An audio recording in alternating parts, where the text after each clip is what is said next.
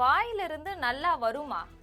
உங்களுக்கு மட்டும் என்ன, வேற ஏதாவது பிளானட்ல இருந்து குதிச்சு ஓட்டு போட்டு போனாங்களா? தற்குறியாமா, தற்குறி நல்லா வருது, வேணான்னு பாக்குறேன்.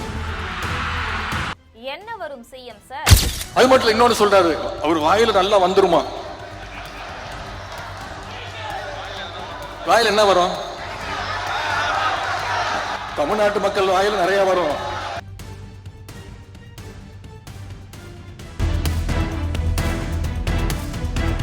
விஜய்க்கு உதயநிதி கேள்வி.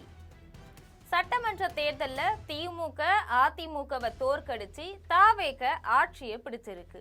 முதலமைச்சர் விஜயுடைய செயல்பாடுகள்ல ஆதரவும் எதிர்ப்பும் கலந்திருக்குது.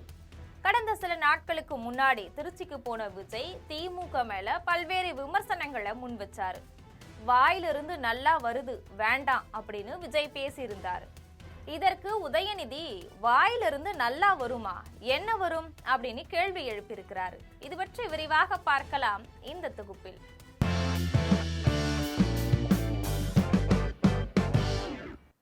சென்னையில் நடந்த கருணாநிதி பிறந்தநாள் பொதுக்கூட்டத்தில் திமுக உடைய இளைஞரணி செயலாளரும் எதிர்கட்சி தலைவருமான உதயநிதி ஸ்டாலின் பேசினார். அப்போ சிஎம் சார் நன்றி சொல்றதுக்காக திருச்சி கிழக்குக்கு போனாரு. பெரம்பூர்ல வெற்றி பெற்றிருக்கிறாரு. பெரம்பூர்ல நன்றி சொல்ல வக்கு இல்ல. திருச்சி கிழக்குக்கு இங்க பெரம்பூர்ல ஜெயிச்சிருக்கிறாரு. இங்க இருக்கக்கூடிய பெரம்பூருக்கு போய் நன்றி சொல்றதுக்கு வக்கு இல்ல. இதுவும் நான் சொல்லிதான் போனாரு. சட்டமன்றத்தில் நான் சொன்னேன், திருச்சிக்கு போய் முதல்ல நன்றி சொல்லுங்க. 20 நாள் முன்னாடி சொன்னேன். சட்டமன்றத்துல நான் திருச்சி போய் நன்றி தெரிவிக்க சொன்னதாலதான் திருச்சிக்கு போனாரு. திருச்சி போனாரே, நன்றி சொன்னாரா? முதல்வரான பிறகு கடந்த 5 வருஷத்துல நம்முடைய தலைவர் எந்த மாவட்டத்துக்கு போனாலும் புதிய திட்டங்களை அறிவிப்பாரு. இப்போதைய சிஎம் திருச்சியில ஏதாவது திட்டத்தை அறிவிச்சாரா? ஒரு திட்டத்தையுமே அறிவிக்கல.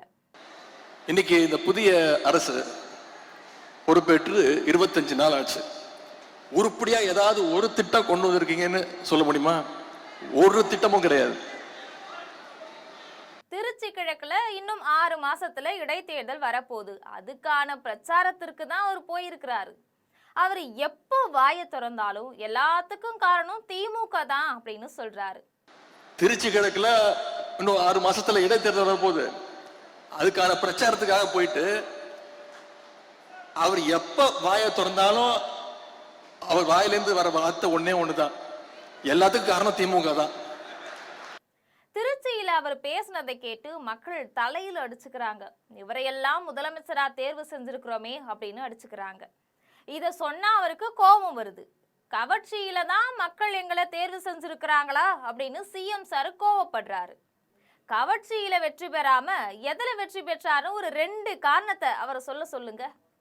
திருச்சியில் அவர் பேசின பேச்சை கேட்டு இன்னைக்கு தமிழ்நாட்டு மக்கள் தலையில அடிச்சுக்கிறாங்க. இவரெல்லாம் ஒரு முதலமைச்சரா தேர்ந்தெடுக்குமே இன்னைக்கு தலையில அடிச்சுக்க ஆரம்பிச்சுட்டாங்க. சொல்றாரு, அதுல கோபம் வருது அவருக்கு. கவர்ச்சியால தான் ஆட்சிக்கு வந்தீங்கன்னு என்ன பார்த்து சொல்றாங்க அப்படின்னு முதலமைச்சருக்கு, சிஎம் சாருக்கு கோபம் வருது. சரி, கவர்ச்சியில் ஜெயிக்காம நீங்க எதை வச்சு ஜெயிச்சீங்க சொல்லுங்க பாப்போம். ஏதாவது ஒரு 2 காரணம் சொல்லுங்க பாப்போம். கலைஞர மாதிரி இந்தி எதிர்ப்பு போராட்டத்துல கைதானாரா, இல்ல ஸ்டாலின மாதிரி மிசாவில கைதானாரா? கட்சி ஆரம்பிச்சே 2 வருஷம் தான் ஆகுது. மாநில உரிமைகளுக்காக குரல் கொடுத்திருக்கிறீங்களா? பாஜகவுக்கு எதிராக ஏதாவது போராட்டம் நடத்தினாங்களா? கலைஞர் மாதிரி இந்திய எதிர்ப்பு போராட்டத்துல கைது பண்ணி போராட்டம் பண்ணி ஜெயிலுக்கு போயிட்டு வந்தீங்களா? சரி, எங்க தலைவர் மாதிரி மிசா கொடுமையில 1 வருஷம் உள்ள இருந்து வந்தீங்களா? கட்சி ஆரம்பிச்சே 2 வருஷம் தான் ஆகுது. மாநில உரிமைகளுக்காக என்னைக்காவது குரல் கொடுத்திருக்கிறீங்களா? ஒன்றிய பாஜக அரசு ஏதாவது குரல் கொடுத்திருக்கிறீங்களா? பின்ன வேற எதை வச்சு நீங்க ஆட்சிக்கு வந்தீங்க? ஏதாவது ஒரு போராட்டம் பண்ணிருக்கீங்களா?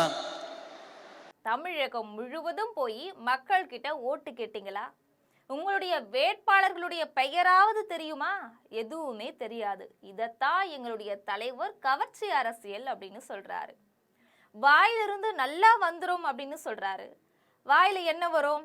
தமிழ்நாட்டு மக்கள் வாயில நிறைய வரும். முதலமைச்சர் வாயில ஏதாவது நல்ல திட்டம் வருமா அப்படின்னு மக்கள் காத்துட்டு இருக்கிறாங்க. இதுவரைக்கும் உருப்படியா எதுவுமே வரல. அது மட்டும் இன்னொன்னு சொல்றாரு, அவர் வாயில நல்லா வந்துருமா?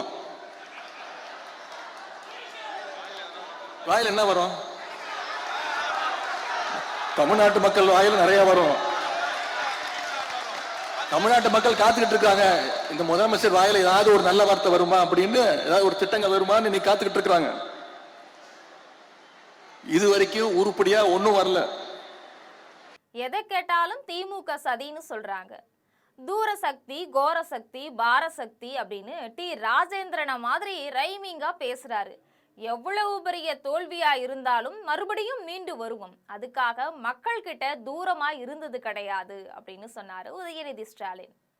இது போன்ற செய்திகளை உடனுக்குடன் தெரிந்து கொள்ள ஜெம் தொலைக்காட்சியுடன் எப்பொழுதும் தொடர்பில் இருங்கள். நன்றி.